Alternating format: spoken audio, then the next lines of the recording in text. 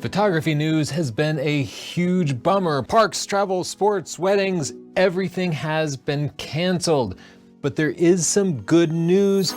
Canon is bringing us a new camera in just a couple of months, and I think it's going to be the bestseller of 2021. Let's talk about exactly what that is and what it means to you and how it compares against the leading cameras now. First, I want to thank our sponsor, Squarespace.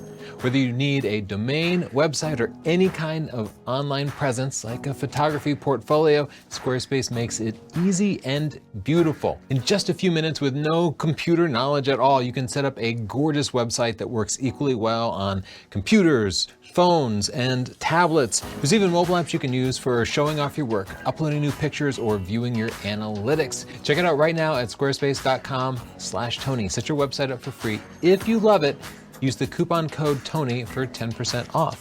Thanks, Squarespace, and thanks to CanonRumors.com for bringing us little whispers about what is coming in the future. Canon hasn't said anything official about this, but they are extremely credible and they've been right so many times in the past. And also, this is kind of believable. The Canon EOS R6 is basically a Canon 1DX Mark III in live view mode. The 1DX Mark III is Canon's $6,500 Pro Sports DSLR body. It has amazing mirrorless capabilities and a 20 megapixel sensor that a lot of pros prefer. Even though it's a lower megapixel, they just like the faster workflow. Canon is taking all those guts, all that engineering work they did, and packing it into a little R body like this. And I think they're going to price it to compete with cameras like the Sony a7 III and Nikon Z6. The rumors say that it's going to have 4K at 60 frames per second and 1080 Full HD at 120 frames per second. It's a big deal. That puts it a step ahead of the competition. They're saying that it's going to have some sort of sensor stabilization, though in Canon's official announcement for the EOS R5, they said that they had a new approach to sensor stabilization. I think this means they're not physically moving the sensor, but rather they're going to use digital stabilization and stacking like cameras like the Samsung S20, the iPhone, and the Google Pixel smartphone do. The rumors are that it will have two cards, and I'm guessing that both of those will be SD.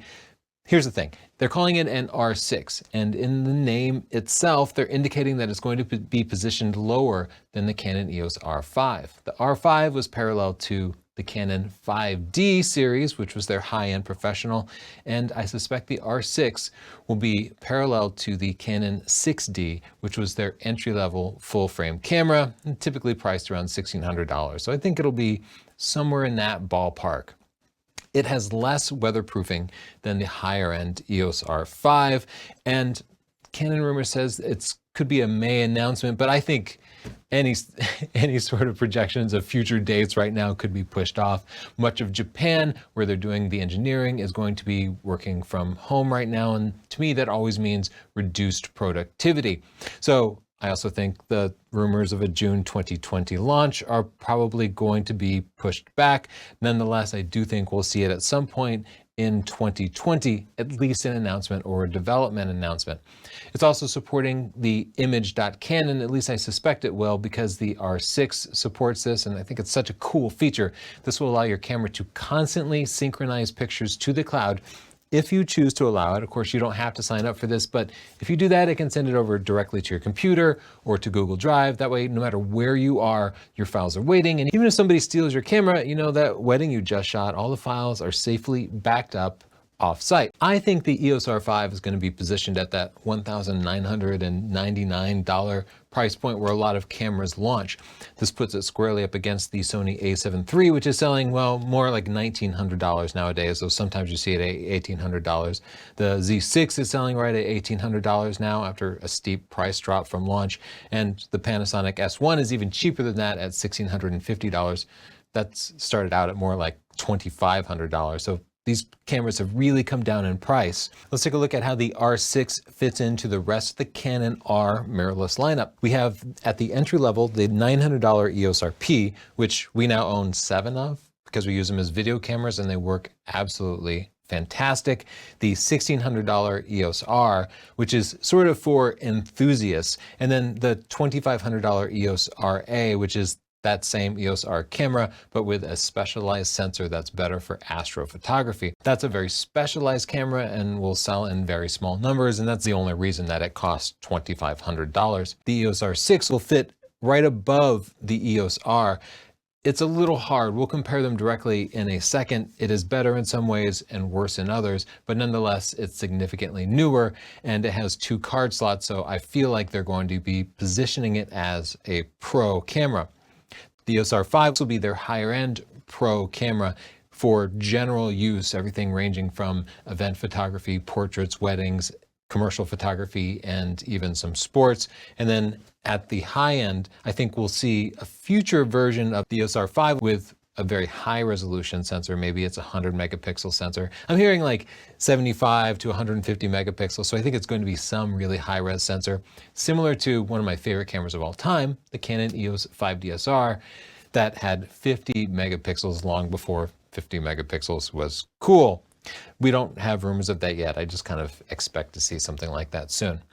This leaves 2 big gaps in the Canon R lineup. They need an entry-level camera. Everybody wants a kit that costs $500. I think they'll start out with a body that costs $500 and maybe the kit will be $700 or $750. I don't know what it's going to be called. Higher number, probably something like EOS R9, and I expect to see that either at the end of 2020 or sometime in 2021. They might not drop all the way to $500, but they're going to try to get closer than they are now at $900. So maybe it'll be $600 or $700. And then I expect at some point, maybe 2022, Canon will finally develop the mirrorless tech that allows them to create a proper sports body to replace the 1DX Mark III DSLR. I think that'll be positioned at about the same price of $6,500, and it will be called the EOS R1.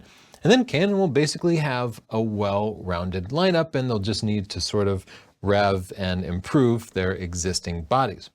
Let's see how the Canon EOS R6 compares to the existing Canon EOS R. I think they'll be about the same price, but I think the introduction of the R6 will drive the Canon EOS R's price down from the current price of $1,900 probably to more like $1,600. I think Canon will retain this original camera that they launched the mount with just for enthusiasts. You know, it's kind of mid-range. It only has a single card slot.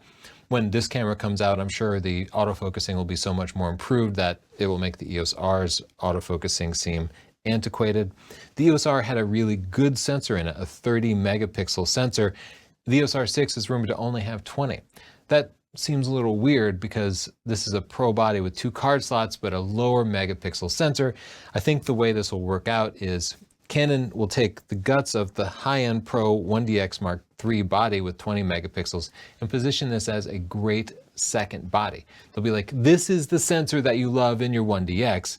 Now it's in this tiny little form factor. So when you don't want to drag out a big 1DX, you can take this little body, slap on your existing lenses using an adapter, or use our new mirrorless R lenses. It advertises 12 or 20 frames per second, which are almost exactly what the 1DX Mark III offers. The 12 frames per second comes with a mechanical shutter, which freezes rolling shutter. That's what you'd want to use anytime you're shooting something fast action. The 20 frames per second is the electronic shutter, which does potentially introduce rolling shutter if you're, say, doing a whip pan, like panning sideways. But for general things like portraits, still photography are just fine. The 4K 60 frames per second is much better than the EOS R, which only offers 4K at 30 frames per second, and then at an almost unusable, very high crop level. And the Canon EOS R6 will have 2 card slots, which is a real frustrating point for us with the EOS R. The first time we used it, our card failed and lost a bunch of video we'd recorded. And even though we've continued to use it since then, I know I'm taking a risk every time I use it, and a second card slot would be much appreciated. Let's compare the Canon EOS R6 to the champion, the Sony A7 Mark III. The Sony A7 Mark III really brought so many pros into the mirrorless world.